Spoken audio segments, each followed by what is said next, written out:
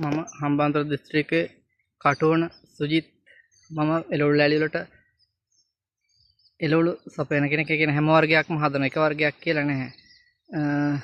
මේ තියෙන මගේ බොංචි වගාව. මම දීර පෝර විදිහට පාවිච්චි කරන්නේ මිරිකල් බයෝ ග්‍රීන් කියන දීර පෝරක. ඇත්තටම මේක මුලින් පාවිච්චි කරේ මම තුඹ වගාවකට. ඒ තුඹ වගාව අවසන් වුණා. ඒක හින්දා ඒක වීඩියෝ එකක් ගේන්න අමාරු වුණා. දැන් මේ පාවිච්චි කරන දීර පෝර වර්ගය මිරිකල් බයෝ ග්‍රීන්. අතන මේක පළදාවත් හොඳයි.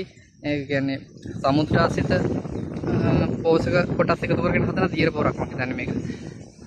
මේ තියෙන බොංචි ගාව මේකත් හුළඟට අහුවෙලා හරි අමාරුවෙන් පරිස්සම් කරන් ඉන්නේ. මොකද මේ අත්තරම තුඹ වගාවෙන් තමයි මම මේ අත්දැකීම ගත්තේ. මේ දීර පොරකේ තියෙන වටිනාකම තේරුම් ගත්තේ.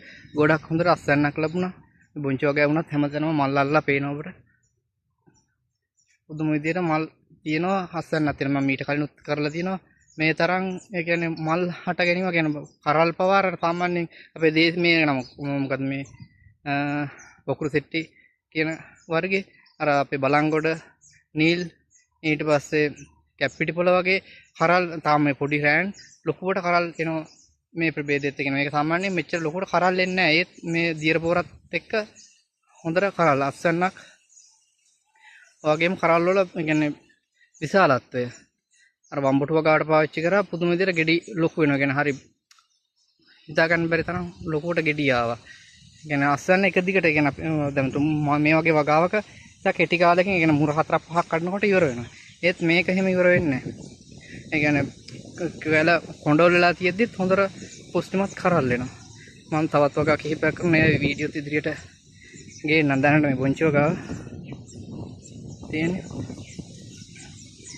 එළවලු එළවලු සපයන හින්දා මම එක දෙයක් කරන්නේ නැහැ. කියන්නේ වගාවල් කිහිපයක් කරනවා. තුඹ වලින් තමයි මම මේ අත්දැකීම ගත්තේ. මේ දීර පෝරකේ තියෙන වටිනාකම හඳුනාගත්තේ. එපිඤ්ඤ වගාවක් කරනවා. ඊට පස්සේ වම්බොටු මිරිස් මේ හැම එකම කොටස් වශයෙන් මම ඉදිරියටත් වීඩියෝ ගේන බලන්න මාර විදිහට මල් තියෙනවා. කියන්නේ මේ හුළඟට වැටලා දැනුත් මේ හුළඟට පැද්දෙනවා. සම්පූර්ණ කණු කැඩිලා තියෙන්නේ. ඒකෙන් මේ හරි අමාරුයි.